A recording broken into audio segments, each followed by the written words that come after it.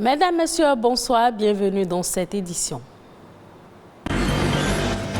L'introduction des langues maternelles dans l'éducation formelle au Bénin est un sujet qui préoccupe les acteurs de l'éducation. Où en est-on avec le processus d'intégration? La réponse à suivre. Ce 15 mars, c'est la journée internationale du droit des consommateurs. Les droits des consommateurs sont-ils respectés au Bénin? On en parle.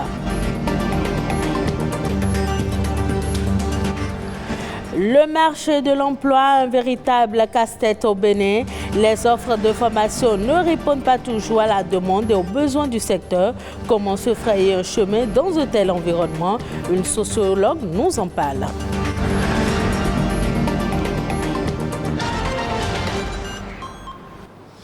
Bienvenue dans ce journal. Au Bénin, malgré le statut de langue officielle réservé à la langue française depuis les indépendances, les langues maternelles sont toujours présentes. À telle enseigne que les pouvoirs publics ont été plusieurs fois interpellés sur la nécessité d'intégrer une langue maternelle au moins dans l'éducation formelle au Bénin. De la réalisation du consensus autour du choix à la mise en œuvre du processus de la généralisation du langue nationale. Quelles sont les avancées? Oded Dosso et Arnaud Adadja ont cherché à comprendre.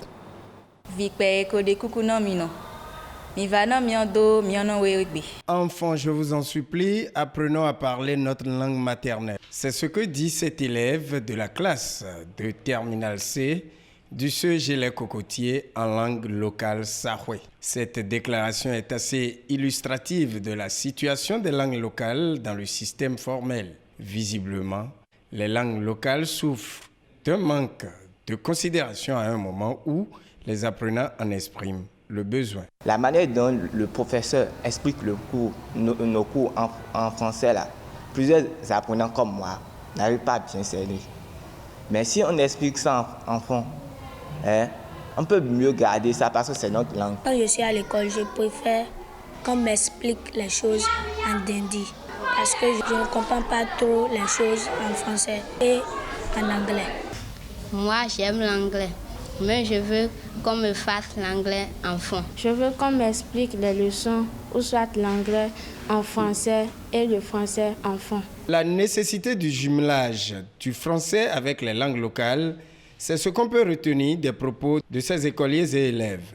Dans un contexte où la communauté internationale plaide pour une éducation multilingue comme étant une nécessité de transformer l'éducation, il y a lieu de s'interroger sur l'intérêt à comprendre plusieurs langues. Quand les enfants nous reviennent, il y a toute cette difficulté-là de faire passer une leçon correcte. C'est le colon qui nous a enseigné que notre langue, notre première langue, c'est le français.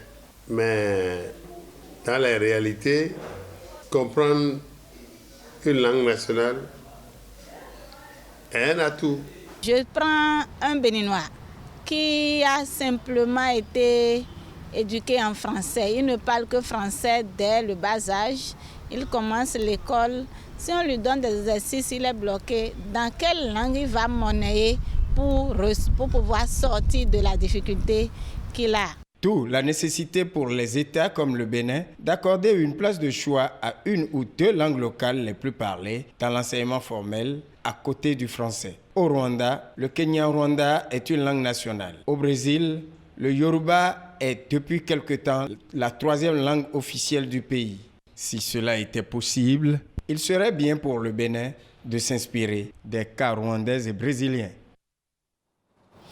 Le consommateur a des droits et ces droits sont célébrés chaque année le 15 mars depuis 1983 sur initiative de l'Association internationale Consommateurs International. Les droits des consommateurs sont-ils respectés au Bénin? Quels sont les obstacles rencontrés dans la lutte pour la défense de leurs intérêts? La réponse dans ce reportage de Alessandra Djoton. Le consommateur est celui qui, pour son usage, paye un quelconque produit ou service. Devant le Congrès américain en 1962, le président John Kennedy fut le premier à proclamer les 4 droits fondamentaux du consommateur. De nos jours, 8 droits sont reconnus, à savoir les droits à la sécurité, à l'information, le droit au choix, le droit d'être entendu, le droit à l'éducation, celui à la réparation des torts, le droit à un environnement sain et le droit à la satisfaction des besoins de base. Que dire du respect de tous ces droits au Bénin? Il y a quelques années, cet état des lieux était assez désastreux. Aujourd'hui, nous pouvons dire que le curseur a bougé un peu. Les avancées fondamentales, c'est qu'aujourd'hui, l'État a commencé par prendre conscience, je veux parler de l'exécutif, de ce que des associations de consommateurs existent, se battent pour que ces droits soient respectés.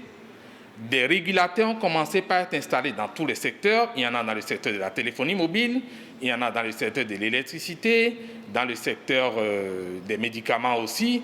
Et donc, nous sommes en train d'évoluer vers une ère où l'exécutif ne reste plus insensible.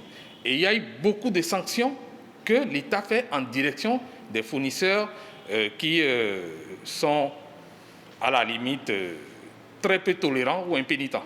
En dépit de ces avancées, les attentes du consommateur béninois sont loin d'être comblées dans plusieurs domaines spécifiques. Les chantiers qui sont les plus importants pour nous aujourd'hui restent la télécommunication, parce que la satisfaction de la clientèle reste encore très discutable. Mis à part ça, dans le secteur de l'alimentation, c'est un no man's land pratiquement aujourd'hui. La peur de dénoncer, observée au niveau des consommateurs, et le manque de financement demeurent des obstacles pour les associations, notamment la voix des consommateurs. Un changement social est souhaité. Ce que nous faisons, nous le faisons soit à travers un plaidoyer, soit à travers des dénonciations. Et donc, si les gens prennent du temps pour nous écouter, pour analyser combien notre mission est difficile, et qu'ils peuvent commencer par nous soutenir financièrement. Si chaque Béninois, simplement, pouvait nous donner 50 francs en une année, je vous assure, si 1 million de Béninois le font, ça fait 50 millions. Ça fait de quoi fonctionner, au moins faire fonctionner la communication. Nous attendons du gouvernement que le gouvernement prenne enfin plus de mesures pour que les associations de consommateurs crédibles, actives sur le terrain, puissent avoir des ressources pour être indépendantes et autonomes. Le cadre légal de protection du consommateur existe au Bénin. Le texte de loi qui le consacre a été promulgué en 2007. D'une journée à une autre, ce 15 mars est aussi la journée mondiale du travail social. Le but de cette journée est de mettre en évidence l'utilité du travail des professionnels de l'action sociale. Il s'agit d'une journée relativement ancienne puisque sa première édition remonte à 1983. Le thème retenu pour l'édition 2023 est « Respectons la diversité grâce à l'action sociale commune ». En 2023, l'événement célèbre les professions du secteur social en tant que force considérable pour demander le respect et défendre la diversité à travers les modalités de l'action sociale conjointe. Au Bénin, le marché de l'emploi se caractérise par une demande croissante rapide. On note chaque année une augmentation de près de 150 000 jeunes sur le marché du travail. Malheureusement, les offres de formation ne répondent pas toujours aux besoins du marché du travail dans le pays. Dans un pareil environnement, comment tracer son chemin? Ablawa Bokor, sociologue spécialiste des questions de jeunesse, apporte ici des éléments de réponse. Il y a un travail en amont qui devrait se faire, non pas seulement par les parents, mais maintenant si nous prenons les parents, c'est vrai, ils doivent faire un suivi, ils ne doivent pas choisir pour le jeune, mais ils doivent orienter le jeune à choisir déjà une série au collège et ensuite une filière à l'université. Ils doivent suivre leur enfant déjà au bas âge pour savoir ce que l'enfant aime faire, quelle est sa passion, quel est le domaine dans lequel l'enfant est vraiment épanoui. Et là, lorsqu'il s'agira de choisir, maintenant, ils pourront dire à l'enfant, mais moi, je te vois beaucoup plus dans ça, parce que tu sais mieux faire ceci, en donnant des arguments et en amenant l'enfant à choisir lui-même. Donc, le parent n'est pas là pour choisir pour l'enfant, non, mais le parent est là pour orienter l'enfant. Et lorsque ce travail d'orientation n'est pas fait, et déjà en amont, c'est qu'on retrouve sur le marché de l'emploi des jeunes qui cherchent seulement un emploi pour survivre et non pas quelque chose qui les passionne. Et ça pose encore d'autres problèmes pour les entreprises. Du coup, on ne va pas reprocher aux entreprises de chercher beaucoup plus de personnes compétentes, non. Et donc, c'est à ce jeune-là de pouvoir s'adapter aux besoins pour continuer. Un jeune est capable de transformer juste un stage non rémunéré en emploi. Parce qu'il aurait montré de quoi il est capable, il aurait montré la compétence qu'il a en lui, il aurait montré vraiment qu'il est capable de faire quelque chose. Et bien plus encore, il aurait montré à l'entreprise qu'il a la compétence qu'il faut pour résoudre un problème de l'entreprise, qu'il a la compétence qu'il faut pour répondre à un besoin de l'entreprise. Et là, du coup, l'entreprise ne veut pas laisser un tel jeune partir. L'entreprise va chercher à maintenir ce jeune-là parce qu'il résout un problème, parce qu'il comble un besoin. Suivons à présent La Nation, bref, une compilation de l'actualité nationale ces dernières 48 heures au Bénin, présentée par Amandine Agnambossou.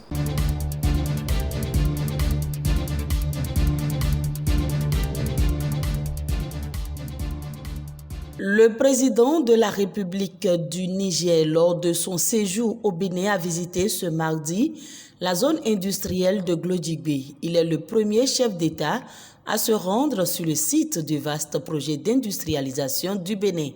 Mohamed Bazoum a visité à l'occasion la première usine de transformation de noix de cajou et le centre de formation au métier de textile. Très impressionné, le président nigérien nourrit l'ambition de développer un projet similaire à la GDIZ dans son pays. 5e recensement général de la population et de l'habitat, RGPH5, les membres du Comité national des sous-comités sont officiellement installés ce mardi. Leur mission est d'assurer la préparation et le contrôle de l'exécution du recensement. Ce comité est un organe d'orientation stratégique composé de représentants des ministères sectoriels, des institutions de la République, du monde de la recherche scientifique, des acteurs de la société civile et des organisations économiques.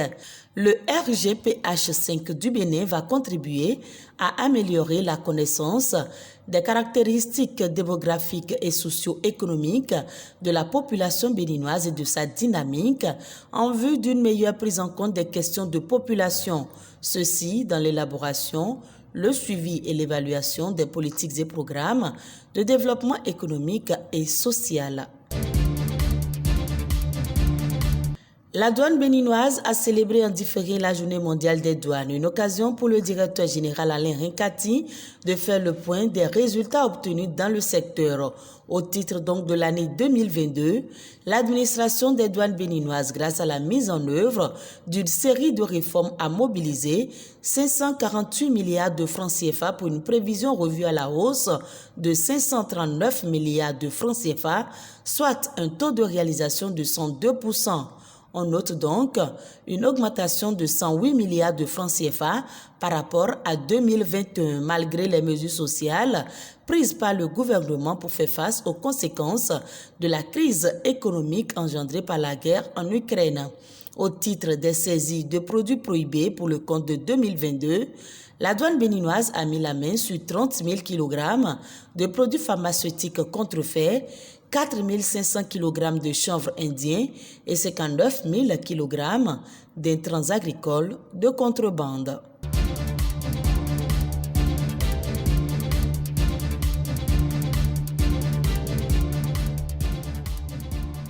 Et ce sera tout pour cette édition. Merci de l'avoir suivi. Retrouvez ce journal sur le site de l'OATB, www.oatb.bj.